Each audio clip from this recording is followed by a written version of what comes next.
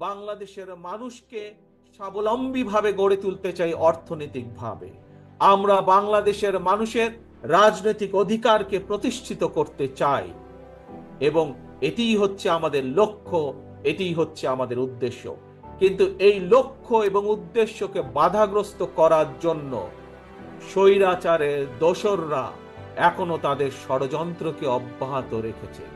প্রিয় ভাই বোনেরা, আজ যেই শহীদদেরকে আমরা সম্মান দিয়েছি এখানে, সেই শহীদদের আত্মত্যাগকে যদি মূল্যায়ন করতে হয়, আজ যেই পঙ্গু ভাই বোনদের বা ক্ষতিগ্রস্ত আমাদের সহকর্মী ভাই বোনদেরকে যে আমরা যেই সম্মান দিয়েছি, তাদের সেই সম্মানকে যদি মূল্যায়ন করতে হয়, তাদের আত্মত্যাগকে যদি মূল্যায়ন করতে হয়, তাহলে আজ দল মত নির্বিশেষে আমাদের সকলকে ঐক্যবদ্ধ থাকতে হবে। ঐক্যবদ্ধ থাকতে হবে আমাদেরকে এই দেশের স্বার্থে, দেশের মানুষের স্বার্থে ঐক্যবদ্ধ থাকতে হবে।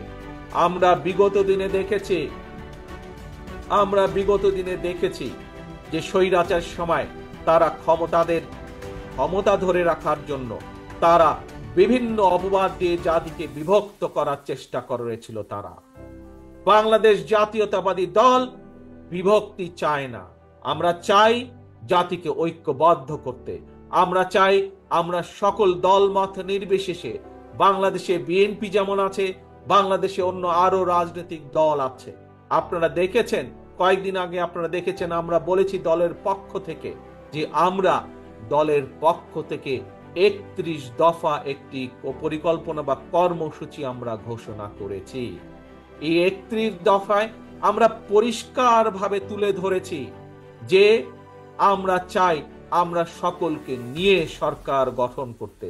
আমাদের সাথে বিশেষ করে আমাদের সাথে বিগত 17 বছরের স্বৈরাচার বিরোধী আন্দোলনের সময় যে সকল রাজনৈতিক দলগুলো আমাদের সাথে ছিলেন, যে সকল রাজনৈতিক দলের নেতৃবৃন্দ আমাদের সাথে ছিলেন এবং এখনো আছেন, আমরা চাই দল মত নির্বিশেষে সকলকে নিয়ে এই জাতি গঠন করতে, সকলকে নিয়ে